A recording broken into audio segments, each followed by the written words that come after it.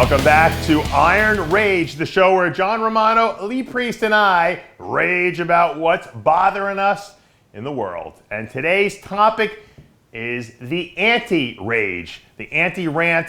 It's the guy out there on the street who thinks he's going to be a rager. He thinks he's going to go out there and tell the world how pissed off he is about it, but no one cares about his opinion. Let's go to Lee Priest first, all the way in Australia. Lee, does it irk you when you see these guys who are just trying to maybe make a name for themselves on social media or be like a big shot, and they're just going out there and they're just, blowing their top off about nothing? No one cares about their opinion, and they just want to, they think they're going to be the next big YouTube sensation. Yeah, I sometimes go online and I always see those type of people. There's this one guy on there all the time. His name's Palumbo. Always fucking going on. Always going on about shit. No one cares. He goes on about this Louis Marco guy and all that. Goes on about Cody Montgomery. No one gives a fuck. But this Palumbo guy's trying to make a name for himself. Ever since he got dumped by MD, he's always been out there trying to make a name and carries on all the time. But fucking hell. But no, it's one of those things that if you're going to be controversial, generally people who are controversial are that way. It's either something that's built into them or whatever, because generally they just speak the truth or say things like they are type thing. There's no sort of grey, it's black and white, and they just say it like it is. And people will get offended. Sometimes they might do it in a joking around way, but, people just say it like it is. And then you see the ones that, like I said, they try too hard to be controversial. You can just tell they're trying hard, or they'll try and say something to stir something up type thing. So you see it all the time on Facebook. Probably I think 90% of the posts on Facebook are just shit where people try and stir other people up and make comments on stuff. But, people always call me controversial, but if someone just asks me a question, I just answer it how I thought, how I'm thinking at the time or how I feel at the time. And okay, people might say it's not right, or people say it's wrong and this sort of thing, but it's my answer.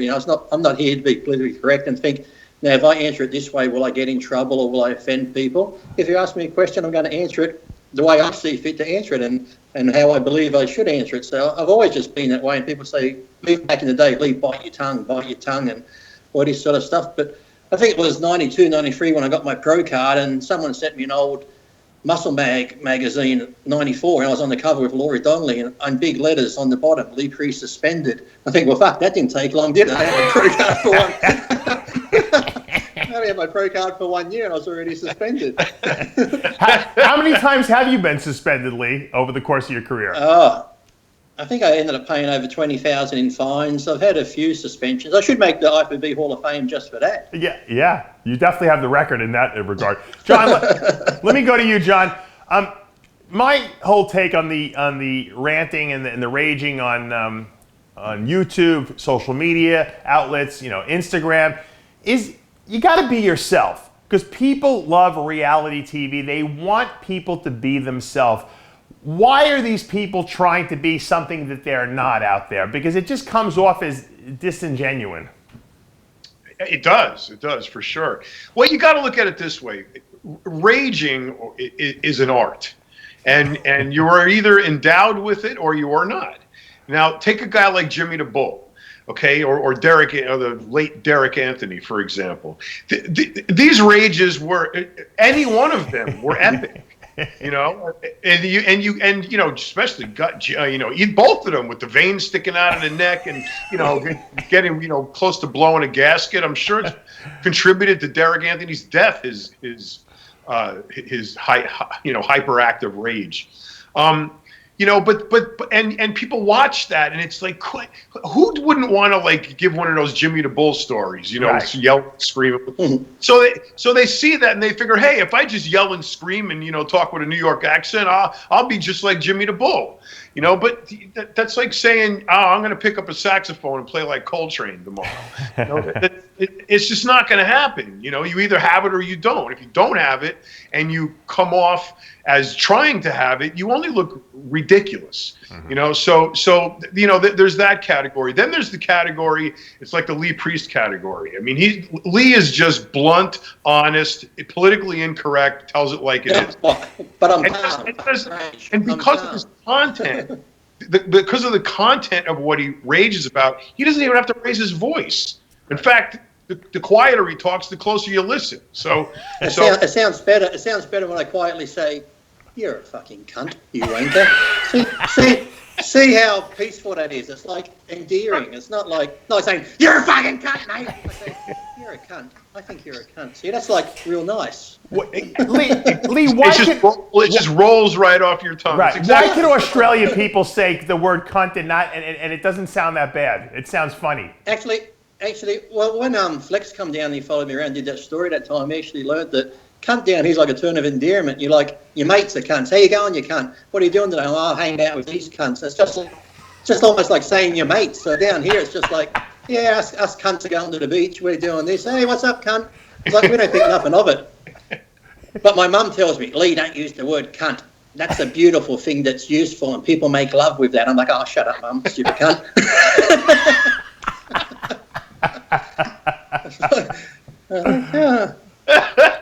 It's all about anything, though. It's like anything. It's like, people say, oh, the offensive word fucking, but it's all how you produce. I remember when I used to train with my mum, we were doing a set, and I put the thing down and I go, oh, fuck. She's like, Lee, don't use that language in the gym. I said, but mum, if I put it down, I go, oh, that hurt. Or if I say shit, you're going to be like that sort of thing. If I put it down and go, oh, fuck, it's like, you know it hurts. So it's all in the delivery. I think the Australians have the best sense of humor of any nationality out there. I love it. Matter of fact, when I go to Australia, I actually try to pick up your little like shortcuts that you guys use, like the from McDonald's they call it Macca's, and they got names for everything, nicknames. Instead of yesterday, we say yesty. What do you do, yesty? Yeah, I love it. I love it.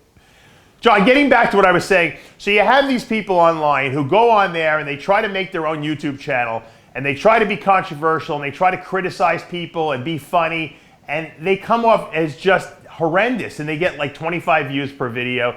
I mean, doesn't that it irks me. It's almost embarrassing.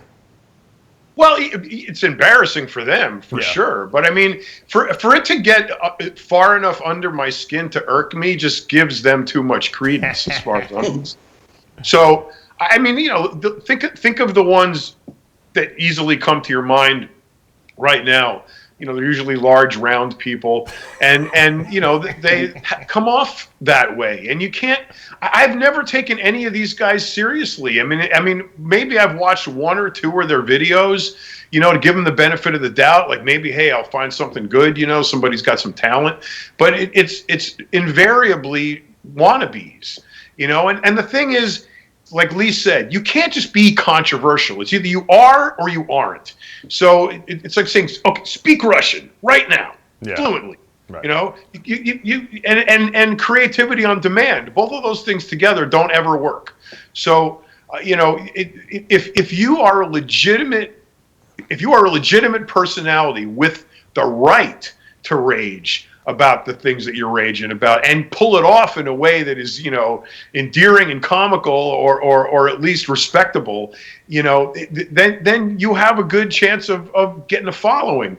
But these maniacs that are out there that just think they can yell and scream and say fuck a bunch of times, it's never going to work. And name drop too. I love when they name drop. That's one of my favorites. Who's that one that works for MD now, doesn't he? The bald one. Looks like the Toxic Avenger's love child. What's his name?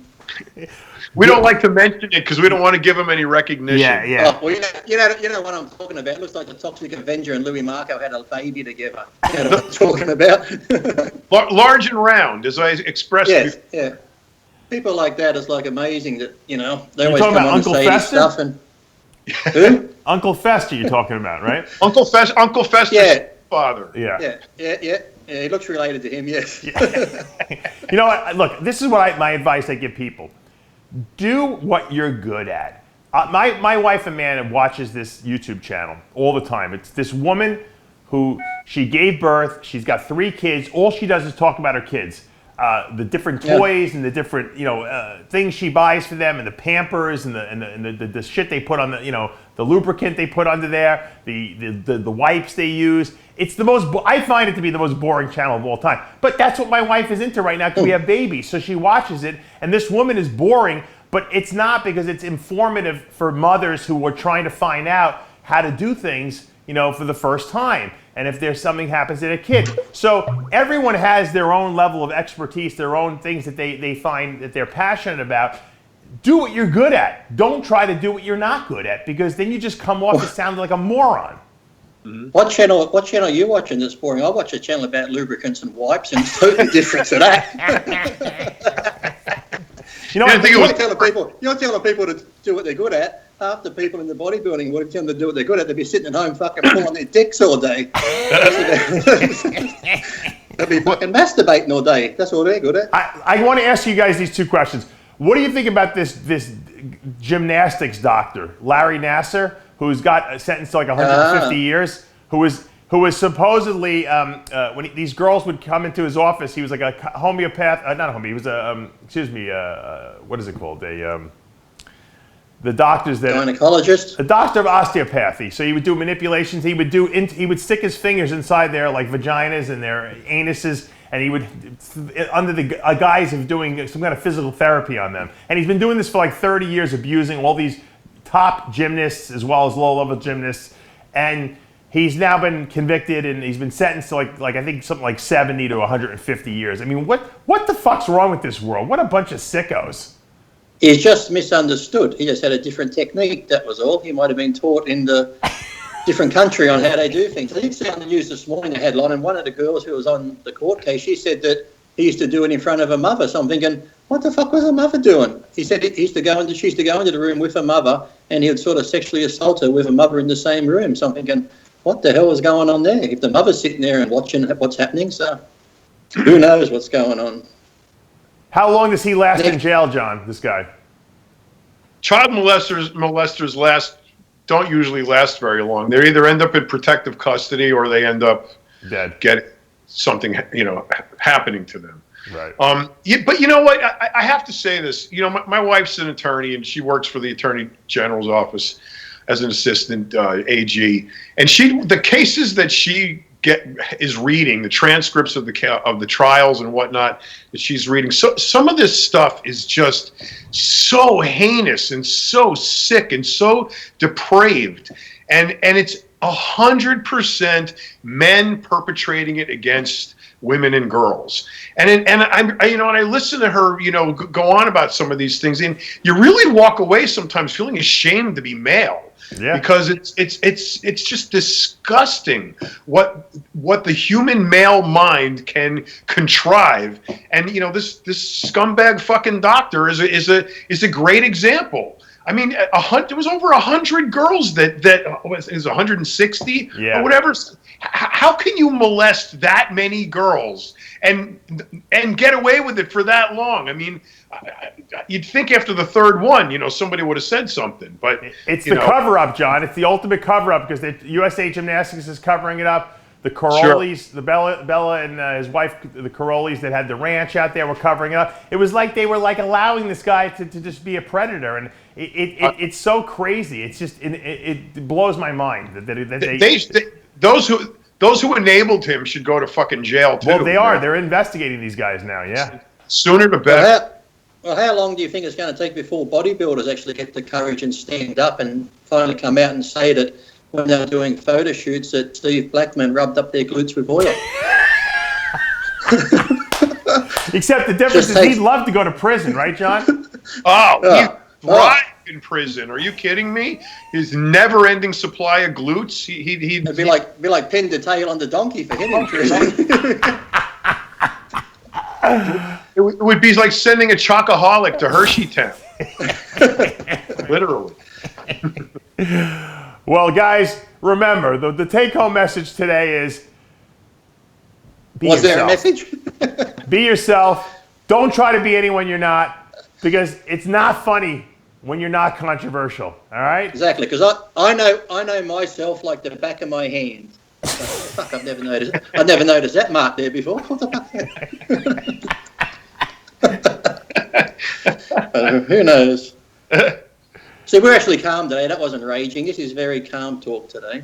Well, no, but John made a good point, Lee. You don't really, I've never even seen you yell at anyone or raise your voice. The quieter you are, the more you're actually raging.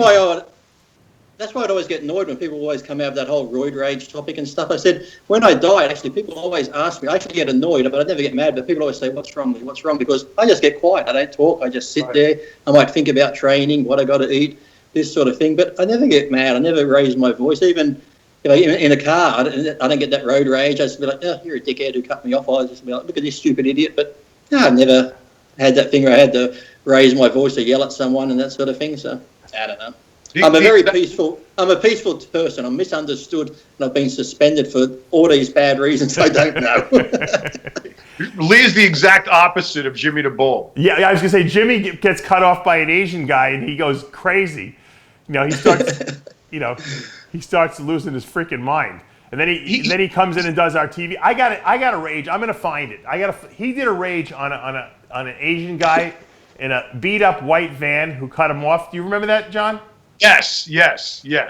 But there's a better. I've seen some good ones with him and Greg Valentino. I've had a good couple of rages between them on different topics. Dave, you got to find this one. It's the time Jimmy the Bull was online, in line at the DMV, and the guy cut him. Remember? And he fucking attacked him, and Jimmy was going at him on the ground, and I was hitting him with my foot. I was trying to get a good stomp, and I couldn't get a good stomp. Well, the DMV, that place, if you're going to rage, I remember when I was in the States, the DMV, that's one place when people are going to lose it, they lose it. You know what, though? I went to the DMV down here in Florida. I had to change all my plates over when I moved down here. It was the most peaceful, easiest thing I ever did. It's only DMVs in New York that are that way. California, oh my God. California. Oh, yeah, bad? It's horrendous. Oh, really? Or the post office. Or the post office in California. They just stand there. It's over like the banks too. It's like every one you go to the banks or post office, there'll be like 10 or 12 windows, but only 2 people working. Right. The other group of people are standing behind there just chatting to each other. They look over and see you. Oh, yeah, whatever. Then they fucking and then when they come over to do what you need, it's like they're doing you a favor. It's like, what's that fucking hell? I'm glad. But still, I never raged. Still, I was just very peaceful. Yep. So remember, guys. I envy people like that, man. I wish I could keep my cool. I just can't. I just say thank you for your help. Have a nice day. See you later. My rationalization is that by letting it out, I release all the rage inside, and I keep my blood pressure intact by releasing it. Yeah, Lee might be frying his kidneys right now. We don't even know it. Yeah, that's right. No, I get keeping that all in. Since I've been in hospital at that time when I got sick last year, I've been getting my blood done every 2 weeks, and everything's fine. I'm actually surprised myself. Well, my blood works too good. I'm actually a bit scared that it's actually too good. I heard that Steve Bleck was telling people that I was down in Brazil looking for kidneys. You remember that, John? Yes. Yep. I heard Dave was in Brazil. He was looking to buy a kidney from someone. I heard Steve was down in Brazil looking for not kidney, kids. I heard he was looking for a penis. He's got a few of them. That's not nice, John. That's slander. Well, you can look for kidneys. Why can't you go further down the loop? That's right. That's okay. He won't take you to court because in court you got to swear on the Bible it's the truth. And if they asked him, "Do you like dick?" he'd be like, be like Jim Carrey and Liar Liar. No, yes. Listen, don't rage unless you know how to rage. I'm Dave Palumbo with John Romano and Lee Priest. We'll see you next week. Fuck off!